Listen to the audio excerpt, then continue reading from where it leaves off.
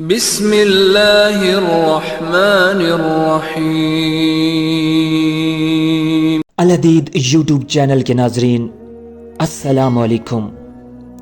الحدید YouTube channel اپنے ناظرین کے لیے پیش کر رہا ہے اسلامی تاریخی واقعات۔ آج کی اس ویڈیو میں غزوۃ السویق کے بارے میں بیان کیا جا رہا ہے۔ ابن اسحاق سے مروی ہے کہ غزوۃ القدر سے مدینہ واپس آ کر آپ صلی اللہ علیہ وآلہ وسلم نے 3 سن ہجری کا بقیہ شوال اور ذیقعد مدینہ میں بسر فرمایا، اور ذی الحج میں آپ صلی اللہ علیہ وآلہ وسلم غزوۃ السویق کے لیے ابو سفیان کے مقابلہ پر مدینہ سے چلے۔ اس سال مشرکین کے زیر اہتمام حج ہوا۔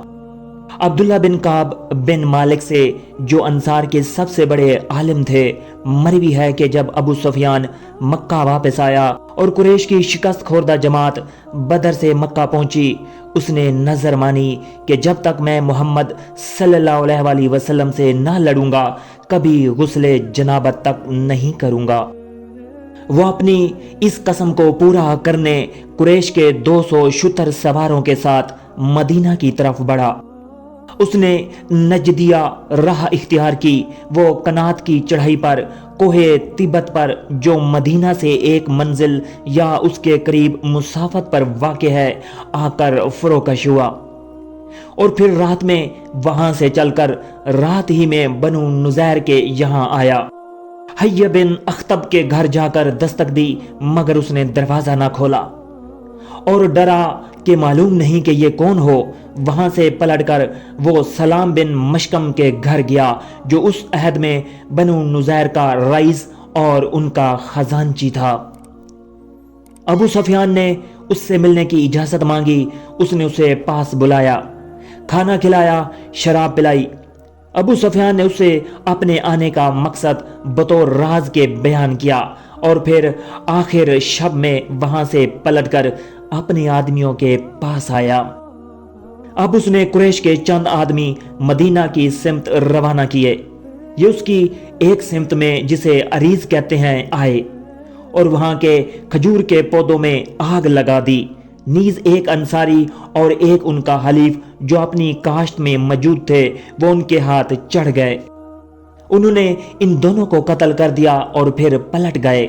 اب تمام لوگ ان سے چکنے ہو گئے اور ان کی خبر پھیل گئی۔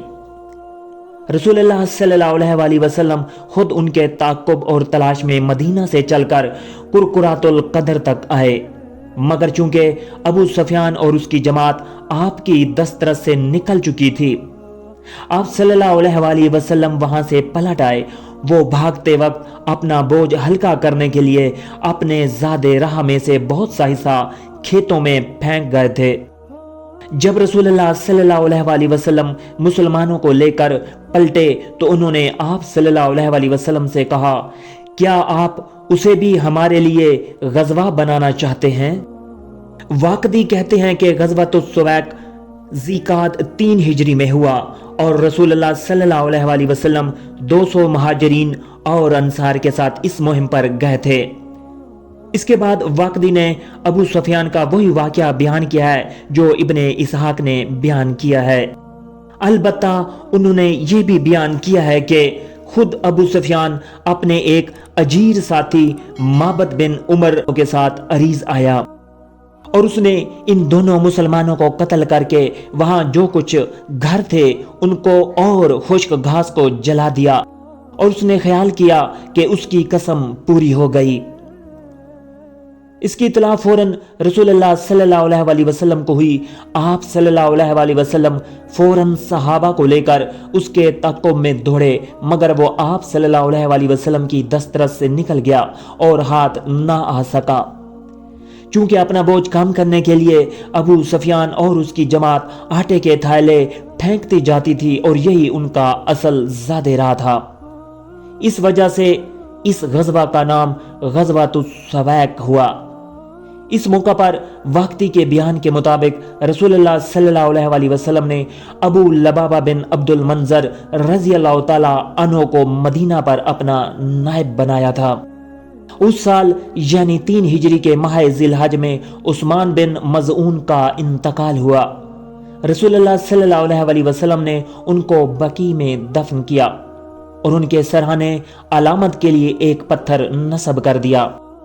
बयान किया गया है कि उस साल हसन बिन अली बिन अबी तालिब रज़ी अल्लाह तआला अन्हो पैदा हुए, मगर वाक़दी ने इसके मुतल्लिक जो रवायत अबू जाफिर से नकल की है, इससे मालूम होता है कि हिजरत के 22वीं माह अली रज़ी अल्लाह तआला अन्हो की फातिमा रज़ी अल्लाह तआला अन्हा से शादी हुई है।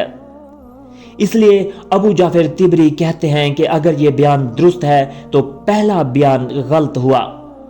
बयान किया गया है कि उस साल रसूलुल्लाह सल्लल्लाहु अलैहि वसल्लम ने खून बहा लिखे और ये तहरीर आप सल्लल्लाहु अलैहि वसल्लम की तलवार में लगी हुई थी।